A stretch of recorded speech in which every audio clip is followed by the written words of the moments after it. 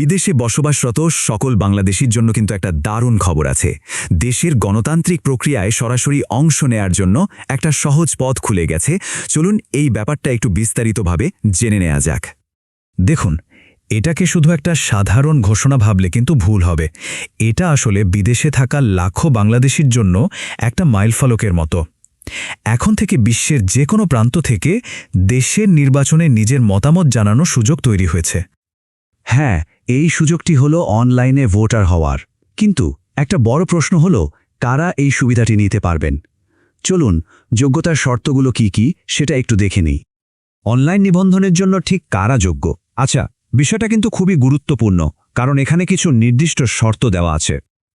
তাহলে আসুন দেখি নির্বাচন কমিশন কাদের জন্য এই অনলাইন নিবন্ধনের দরজা খুলে দিয়েছে। আর এর উত্তরটা কিন্তু বেশ সহজ এবং খুবই সুনির্দিষ্ট। যোগ্যতার শর্ত কিন্তু মূলত দুটো। প্রথমত, একটি বৈধ জাতীয় পরিচয়পত্র বা এনআইডি কার্ড থাকতে হবে। আর দ্বিতীয় শর্তটা হলো, আগে কখনো অনলাইনে ভোটার হিসেবে নিবন্ধন করা হয়নি। এই সহজ দুটো শর্ত পূরণ হলেই কিন্তু আবেদনের জন্য যোগ্য বলে বিবেচিত হবেন। ব্যাপারটা এত গুরুত্বপূর্ণ হওয়ার কারণ হল সামনেই আসছে ১৩তম জাতীয় সংসদ নির্বাচন। তাই সময় মতো নিবন্ধন করে দেশের ভবিষ্যৎ নির্ধারণে ভূমিকা রাখা সম্ভব। এটা শুধু একটা অধিকারই নয়, এটা একটা বড় দায়িত্বও বটে। আচ্ছা, যোগ্যতা তো জানা হলো, এবার চলুন দেখি কিভাবে ধাপে ধাপে নিবন্ধন করতে হবে।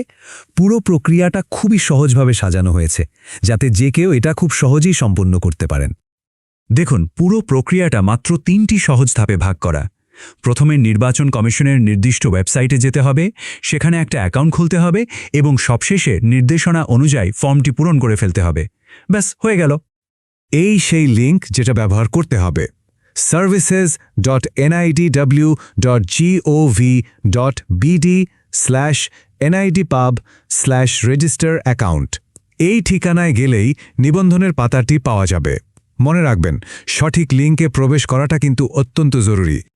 তবে এই সব কিছুর মধ্যে সবচেয়ে জরুরি যে বিষয়টা মাথায় রাখতে হবে তা হলো এর সময়সীমা। এই অনলাইন নিবন্ধনের সুযোগ কিন্তু সবসময় খোলা থাকবে না। মনে রাখতে হবে, হাতে কিন্তু সময় খুবই কম, তাই একটুও দেরি করলে এই গুরুত্বপূর্ণ সুযোগটা হাতছাড়া হয়ে যেতে পারে।